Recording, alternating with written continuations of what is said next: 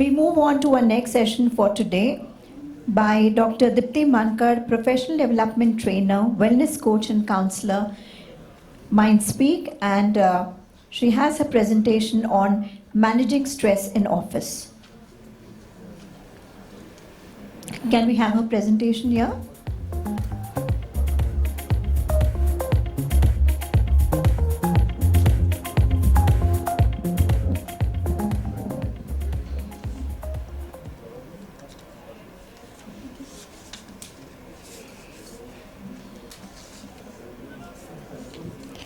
So, good afternoon. I know we all are stressed, and yeah, it's past the time. So, if I may ask you, how many of you are stressed right now? Could you raise your hand? At least those who are sitting here. Captain Kamal is the organizer, so he'll de-stress after the event is over. Yeah? All right. So, we are here to talk about stress, and let's do a quick stress test first. All right. So, it's a very simple thing. I'll be showing you a slide for 15 seconds. Just focus on the slide. You have to just look on the slide. Then I'll switch to the second slide. And again, you'll focus on the slide for around 15 seconds. Okay, it's very, very simple. Are you ready? Okay. So I just want you to focus on the slide. 15 seconds on the slide, and I'm going to change it.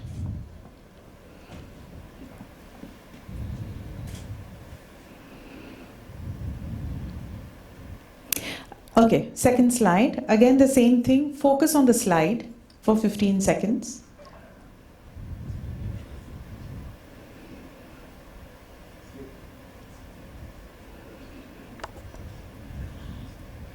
Fantastic. Okay, so let's go back to the first slide. How many of you could see the slide the way it is? No movement at all. No movement. And how many of you saw that the slide was moving? Could I see the hands up? Only Captain Yankee Sharma is not stressed right now. Those who have seen the movement, okay, what kind of movement did you see? Can anybody tell me in this slide? What kind of movement can you see? Wave, na? Okay, very good. And the second one, what can you, and how many saw this slide moving?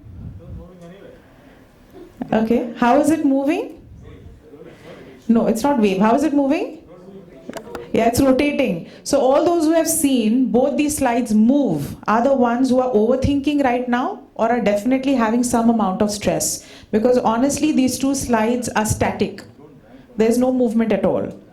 Right? So either you're overworked or you're overthinking or your mind is ticking. Whatever could be the reason. Okay? So if you're seeing movement, definitely you're stressed, and that's why I'm here today to talk about stress, right? So when we talk about stress, mostly my work has been with seafarers, so I'm always talking about their wellness. So when Captain Kamal approached me, you have to, and Delphine was also there, you have to, I asked, what do you want me to do in bulk carrier conference, you know? I don't know about anything about dry bulk. They're saying, no, stress, but this time you have to talk about the office staff. So I was very thrilled. It gave me an opportunity to call so many people and companies who I work with, talk with the office staff, some from manning, some superintendents, some are from crewing, whatever. And I was talking to them to find out, are they stressed? They said, Dipti, what kind of question are you asking? Of course we are stressed.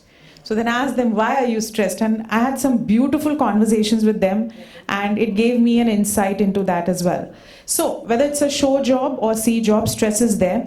Just to give a underlying for this presentation, I have taken with all the discussion certain case which came up. Without naming the company and the person, I've just changed the name of the person here, okay? So an XYZ shipping company is a global logistics firm that operates a network of offices worldwide.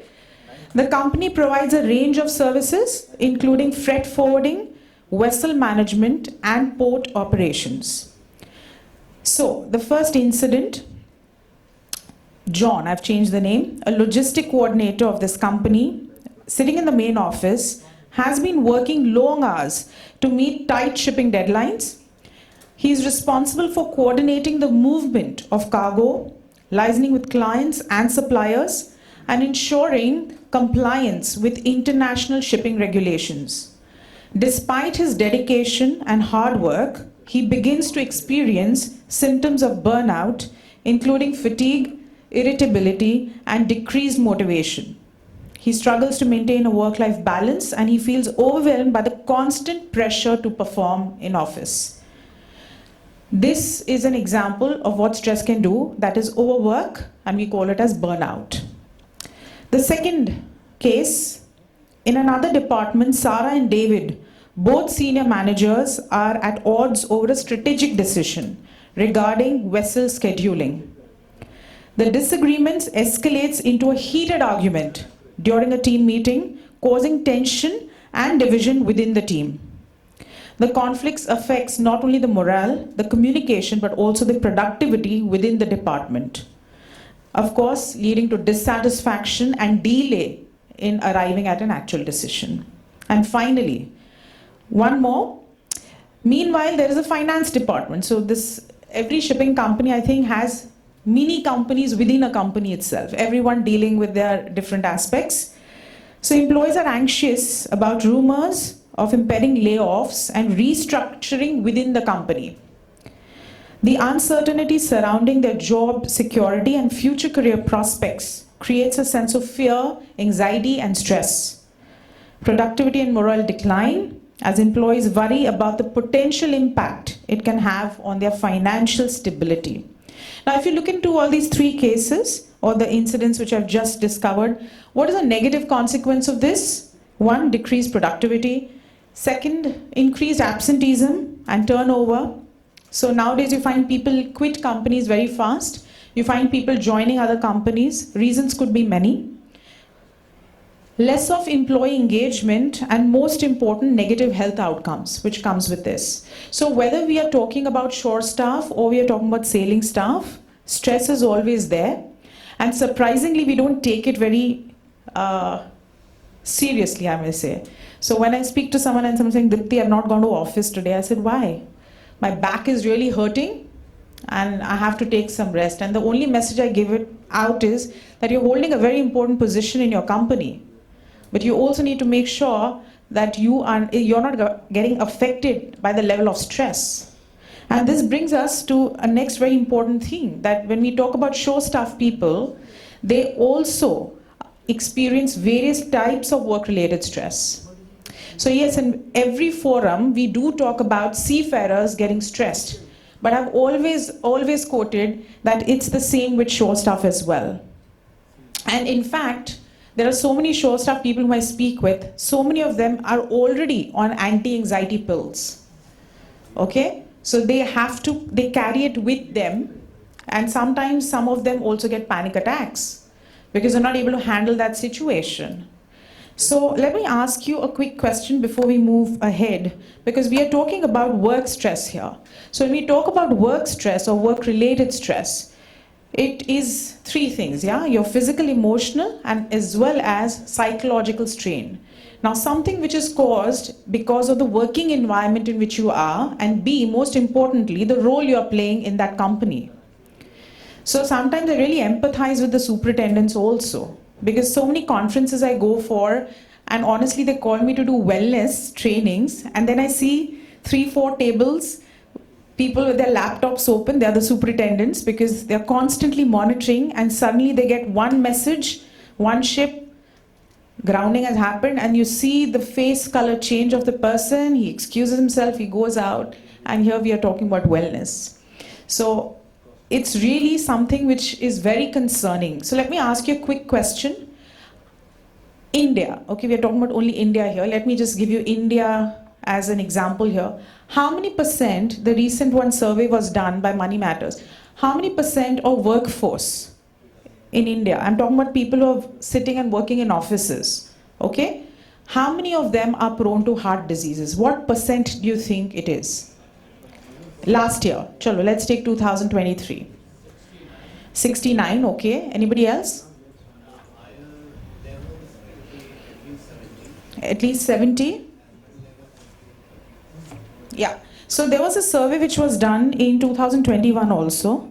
And according to the Economics Times last year, they quoted that 72% of corporate employees are prone to heart diseases. 72% is a big number. In fact, sometimes we are a part of so many groups on our WhatsApp, and when we get a message that a young person has passed away because of heart attack, 47 years old, 45 years old, it's very shocking. But it's definitely to do with work-related stress. In fact, 2023 also there was one survey done where 76% of the people, working employees who took the survey, said that they were complaining the reason they are more stressed is because of their work environment. So 76% again is very, very big number. So moving on, when we talk about reports which affect workplace stress, which is experienced by the employees, of course there are many listed here, but I'm only going to highlight two of them here for you, which I personally feel is there. That is 54% were unable to sleep. Okay? 54% of the employees complained they were not able to sleep, and 48% have mentally checked out. What do you mean by mentally checked out, if I may ask you? Sorry? Not being there, not being present? Yeah, given up. Mentally checked out means they are now in a phase of total burnout. They are not able to decide, they are not able to, and it starts making them feel claustrophobic and suffocated in that work environment. So you see, the number is not small. We're not talking about 1 or 2% here. We're talking about a major percent. Yes, everybody works. I also work today. If you ask me right now, standing here giving you a talk, am I stressed? Yes, I am. My kids are having exams right now. So of course I'm stressed. Yeah, any mom would be. But the point is, everybody sitting here today who says, I don't have any stress, it's a lie. Stress is something which is there in everyone's life. It's not going to go anywhere, right? So my father is sitting here. When the share prices go up and down, you should see him. Yeah? I'm not stressed, he says, but you can make out from his face, he is stressed. Yeah? So anybody sitting here who says, I'm not stressed, of course you are. But the difference is, how do you learn to cope with stress? So people who are able to cope with stress, which I'll be touching on later, they are the ones who are able to handle stress.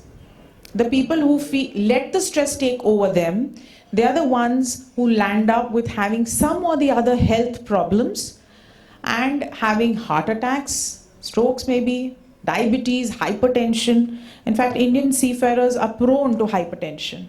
All right. So let's quickly look into. Now, like I said, I spoke to a lot of people when I was preparing for this. So whatever came out from them, I've just listed it down in a nutshell, which they told me and which I felt as well was true. So for shore staff, what are these pointers? Let's have a look. Types of stresses which they go through. First, of course, the operational stress. Okay, that is the pressure of meeting deadlines. Also, there has to be smooth operation of the work which they're doing. So unexpected challenges can come up, delays can come up, breakdowns can happen, emergencies can happen, and it's a 24/7 job for shore staff people. So they get a call, something goes wrong, whether it's 2 in the morning, you will get a call and you'll have to take the call. So second is, of course, the financial stress. Since morning I'm sitting here, I'm hearing about lots of talks which, legal aspect, and then somebody spoke about piracy, somebody spoke about, losing ships to incidences, accidents happening, insurance claim. It's all about money. Shipping works on that, right? So when it comes to financial stress, it is extremely stressful. And the person who's taking care of that aspect in the department definitely is extremely stressed if any incident happens. So we fear that all the time, because the minute you have one incident, it's going to cost a lot of money to the company. Then you have the next one, which we term it as the regulatory compliance, which I'm sure you all know about. So if the ship goes for inspection, you get a non-compliance, right? If you get on any of it, the company, the people sitting in the office are going to get stressed out. Then that stress gets passed on the people on the vessel as well. Then you have the human resource. So human resource, the earlier time we never heard of an HR department in a shipping company. But today you do have, some companies have started having an HR department in a company. And the reason they have it, because they are responsible to take care not only of the seafarers, the shore staff, but a lot of other things as well. So it comes to the welfare of the crew, managing the crew, And in fact, in today's time, with the increased amount of stress, they also are somewhere responsible to manage the family of the crew as well. Okay, so many companies take up a lot of initiative. They have a wellness cell in the company or a care department in the company. So that job, the person who's handling the HR professionals like us who have to always have a smile on our face and take care of whoever comes our way, because we need to make them feel better. That does not mean we don't stress out. We do, because if the cases are more, it is definitely more taxing, right? In fact, in the last 6 months, I've come across 4 cases of suicides which came to me, and I had to speak to the family and I had to speak to people on board. And believe me, it's not easy.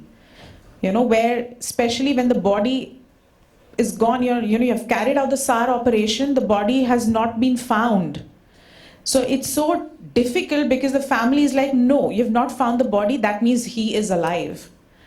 And to come to terms with the family, to talk and to try and convince them, some of them don't get convinced at all. They refuse to take compensation from the family, from the company. They're like, we don't want the compensation because we know he's alive. So, that kind of pressure and handling those conversations is a tough job for the HR professionals, because they have to take a lot of backlash and they have to listen to a lot of things, and it's not an easy space to be in at all. Then, of course, the next issue which they came up was communication. I'm sure you'll agree with this: communication with shore staff, with your sailing staff, and communication with all those stakeholders who are involved. So managing that across different time zones, languages, and cultural backgrounds. Today we are in an age where we are dealing with, I think it's become borderless for the shipping company today. You have so many multinational crew. We have people, Indians are settled outside, they're working outside. We have Kaushik who's settled in Singapore, we have somebody who's come from Dubai, we have somebody, so you're all over the world. So, but when you come, the cultural difference and the way their business ethics and ethos of company is, you have to mold yourself to that. And sometimes that becomes a very big challenge. Then technology, the world is changing. Okay, I'm not a technical person here, but of course we have so many people who have spoken so much about it, right? Futures of autonomous ship. You think men are not, or women in shipping, are not going to be stressed out with that? Of course. Any technological change brings in performance anxiety. Whether we will be able to adapt well, and most of all the fear of whether we'll be able to do it. I hope nothing goes wrong. So there's always that fear in the back of the mind. Then of course, job insecurity. This was something which was I was not very sure when I spoke to some people, and they said, no, we are, not sure whether we'll be retaining our jobs. And I was like, why is that? And this happens especially when you have big mergers which take place, takeovers which take place. You don't know how many will be retained, not retained. And I remember getting a call from one company that, do you have some kind of an exit interview where you can deal with them psychologically if you have to tell them that you have to leave the company, we cannot retain you? I was like, what will anybody prepare the other person when he's leaving? You're telling him you're going to lose your job. No, to prepare him to lose a job. So wow, new area of work again now, yeah? So it's not that easy. Crisis management, of course. Needless to say, any kind of crisis coming on board the ship, definitely people in office are going to get affected. Whether it is piracy, whether it's a fire on board, whether the ship capsizing of a vessel, cargo loss, human loss. And I think that the biggest and the most toughest one to handle is the human loss. So any kind of crisis, that is also something which brings in stress. And the last two, customer service and work-life balance. So customer service, because you have to make sure. So, earlier I never used to understand the concept. I used to get very confused. I work with so many companies, but I used to get, what is a management company, ownership company? But today when I see it, and after so many years of interaction and all, yes, there's definitely a difference how they manage the crew and how they manage the things. There is a difference in that. So making your clients happy is as simple as delivering on time. So if that doesn't happen, there's a lot of stress which percolates from top to the bottom. And then your work-life balance. This is something honestly I've seen. Not only, I think more closely I saw during COVID, when people were working from home, the office staff, but they were working 24/7. In fact, so many of them, when I met, I could not recognize them. I said, what's wrong with you all? How you're looking? They're saying, don't ask. There is too much stress. And then that stress comes out on family, on your wife, on your children, on yourself. You're not eating well, you're not sleeping well. And work-life balance is something I think which in India especially have seen, it's not followed. So when I work with other clients who are from say UK or Singapore, Friday, even if I mail them at 5 in the evening, I am not going to get a reply back till Monday. Nobody replies on a Saturday and Sunday. How about us? We get a call, please could you oblige us, could you do it? And we say, okay, no problem. If it's urgent, I'll do it. And believe me, we do it. Indians are known for that. You know, you work on a Saturday, Sunday, you're okay, right? And we just cannot say no. And I don't know when that will change, where we also start prioritizing our personal lives along with our work as well. But I think that is something which is there. So I was asked what strategies can we have? So 2 things. The company first, obviously, with which you're working.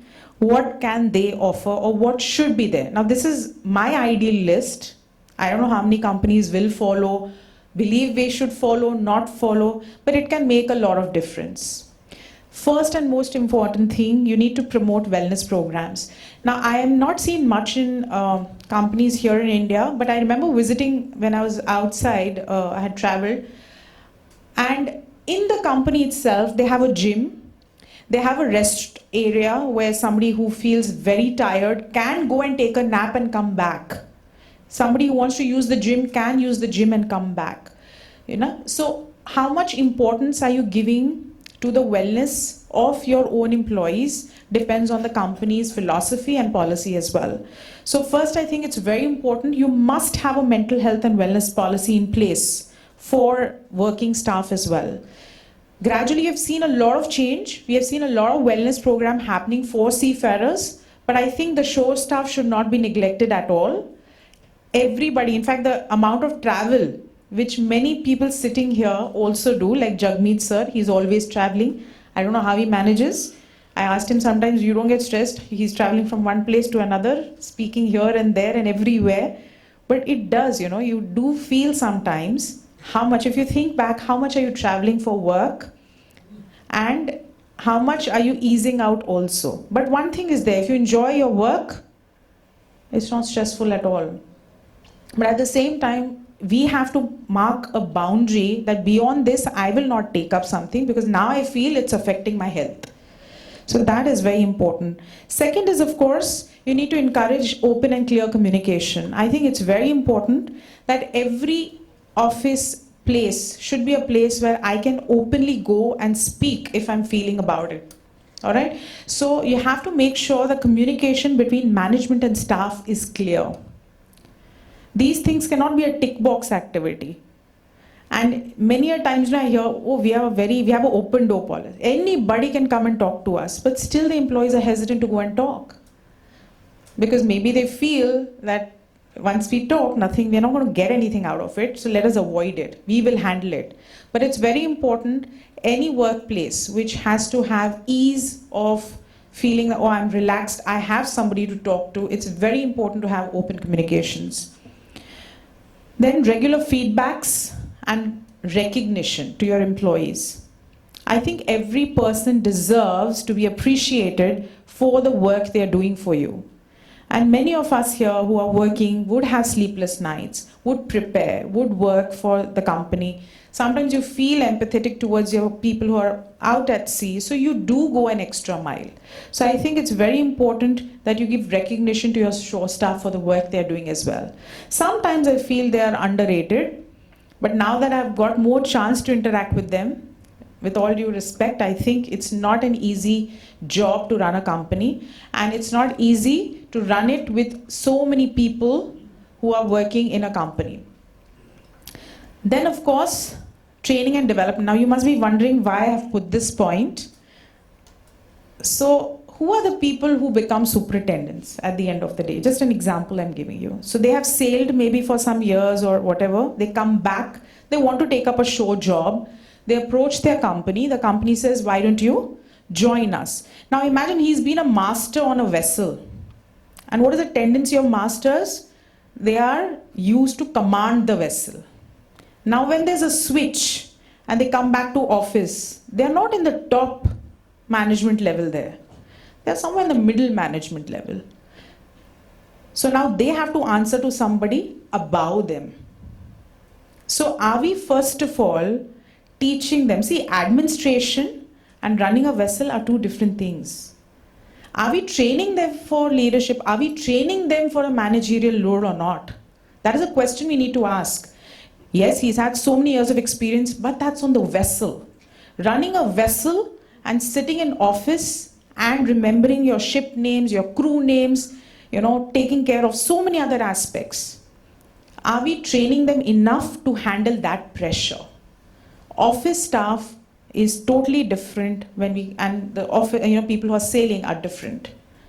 Right? So on board you're 23 people, but you know your job because you were trained to sail and navigate that vessel. But now when you're switching your roles, are you trained enough to handle administrative work? Are you trained enough to handle communication with the next of kin? Are you trained well enough to handle the different kind of pressures which you'll come across? So I feel whenever a new job or a role is given to any person, it's very important that the company prepares them for that first. So when they're better prepared, and I'm sure there are programs which can enable or empower the employees to get better trained in that job. Because I remember doing one session once, and the workshop I still remember was titled Handling Next of Kin Communication. The reason they did that was because the maximum people in that office who were handling that were not from the shipping background. So they didn't know anything about shipping as per se. So first we had to get them acquainted to what happens out at sea. What dangers are there, as C.K. Sharma said, perils at sea and so many other things. So if you're not aware of shipping, what happens on the vessel, how can you have empathy in even your voice or the feeling to connect and talk to them? So training, very important. I think half the stress can go down when you know your job well and when you know exactly how to handle that job. Then of course, supportive leadership. That is, train managers and supervisors to be empathetic, supportive and approachable leaders. Sometimes I've heard people yell on the phone also because they lose patience and start screaming. And they bang the phone and then they go and remove it out on somebody and they're just saying this person is not understanding what I'm saying. But it's very important to understand everybody is under pressure because everybody is answerable and accountable to someone or the other. So how can you develop a system wherein we have leaders who are supportive and the leaders are also taken care of by the management? And then prioritizing your work-life balance. I don't know how many of us do that in our daily lives, but you have to set boundaries, okay? You have to spend time with families. I remember asking one of the, I'll not name him, and asked him, so how old is your son now? I think he's 8. I said, you think he's 8? So you know what happens, Dipti, when I leave home, he's sleeping. When I come back home, he's already gone to sleep. So I've never seen him grow. And the weekends are there, but sometimes I'm working, sometimes I'm traveling. Maybe once a week I get to sit with him, and that's it. So I think he's 8. I said, do you remember his birth date? That's a tough question. I said, no, you're seriously stressed. You need to do something. I said, don't forget your wife's birthday or anniversary. You're going to really have it. He's saying, no, for that I have reminders on my phone. This is what life has become. Imagine we need reminders for things where the phone is going to tell us, beep, beep, today's birthday, or beep, beep, today's anniversary. That is what life has come to. We don't remember. So, are we balancing? No, we are not. We are earning money, we are in good positions. What is it for? And every time say, I'm doing it for my family. You're doing it for your family, but are you there for the family? You need to learn, you have to understand that you have to sometimes take a break. And believe me, one day you don't go to office, your company is not going to shut down. Don't give yourself so much importance. Okay? So one day you are not going to office, you have this thing. We call it as a CRS. You know what is CRS? Chronic Responsibility Syndrome. I wish I could do that test here on you. You do it in workshops, and most of them from the office get borderline CRS, which is not good because it's taking you towards burnout and it's taking you towards experiencing high levels of stress in your body. So you always feel, I can do my work. If I won't do it, somebody will make a mistake. Trust factor is not there. I can do best. So we don't delegate also. If I don't go to work, what will happen? And you keep thinking about it even when you're at home. When you're traveling also, you're carrying your laptops with you. Yeah? Your phones are constantly with you. You don't leave it at all. You never know when you get a call. These are the things which are actually coming in way of your work. So you need to think, do you have any work-life balance? No. But if you look at Western countries, when they take a break from company, I remember speaking to one of the global coordinator whom I work with. And I said, where are you? He's saying, I have very poor network. I'm camping with my family. If there's nothing urgent, please don't message. I'll get back to you when I return. And I keep thinking, I'm like, God, when will we also say sometimes that I'm going, you will not be able to access my phone, no internet. And I'm just going to relax with my family. But it's very important because I think work-life balance. And today the sad truth is, most of the relationship issues, family issues which happen today is because we are not maintaining a good work-life balance. And so a lot of conflicts within the family also take place. And then you get to hear, you have no time for me, and you're just busy working. So yes, it's good to be married to work, but you have to also remember you're married to someone else as well. So, right, that is something. And lastly, access to mental health care. Now this is something which is very important. You might wonder whether shore staff people need mental health care. If you ask me, absolutely. Like I already told in the beginning, there are so many of them today I know who are on anti-anxiety pills. Some of them go through depression, some of them land up with other mental health issues as well. So it's very important.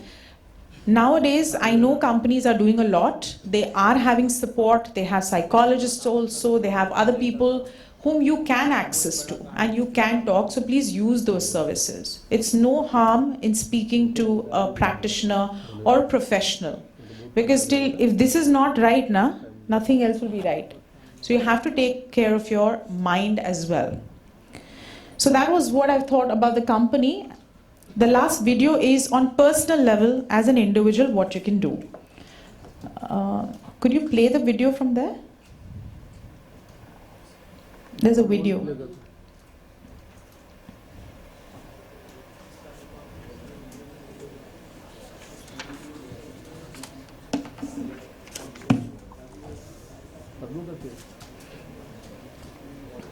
No, behind.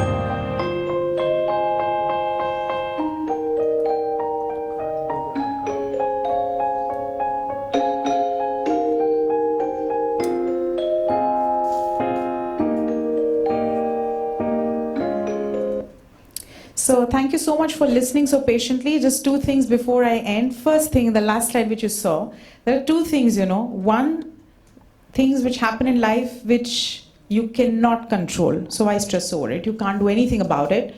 And two, things which you can control. So things which you can control will be in your hands to do. And the last thing, please remember that when you are stressed or if something happens to you, your life is not only your life. Your life is connected with so many other people who love you and who really want to be with you, right? So if something happens to you, the entire surrounding, the people who are connected with you are going to get affected really badly. So you have to remember that it's not just for you what you're doing, it's for people who are connected with you as well. And that's why it's very important to take care of your health. Because if something happens to you, they are the ones who are going to cry the most, right? So please take care of your health, de-stress whenever you can. And if you never can de-stress, give me a call. I'll tell you how to de-stress, but you need to de-stress and do things which you love to do as well. All right, thank you so much for listening so patiently.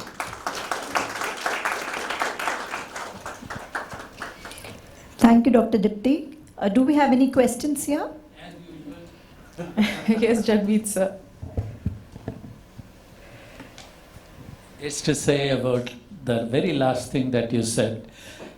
In Bible, there is something called Saint Francis's prayer.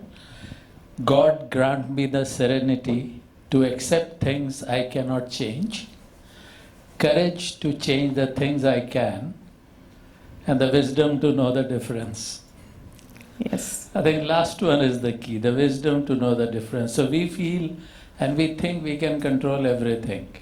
That's the problem, Yeah, I think the day we start learning to let go is something we are not able to do somehow. I don't know why. But I think the day we start believing in doing and taking it into action and letting go, because I always feel, today the position you are in, forever you cannot be in that position. One day comes where very gracefully you will be leaving that position, somebody else will come in your place. So that should not stress you out, And everybody has a place in this world and in the professional world as well. Nobody's going to take that from you. So I think it's very important if we realize that learn to let go. You cannot hold on to things forever. And that's the truth of life. So if you are going to hold on, that I'm just not going to leave, it is just going to stress you out even more. So things which you can't control, why cry over it? Be happy with what you have and what you can do with that, So make meaning and purpose in your life.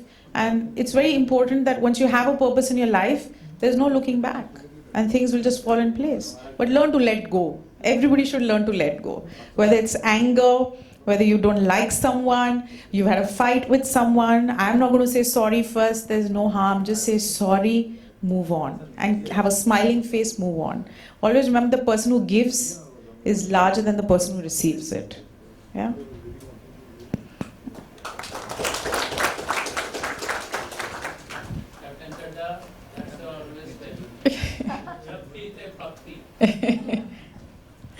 Thank you, Dr. Dipti. I request Captain Kamal Chadda to present a small token of our appreciation to Dr. Dipti Mankar.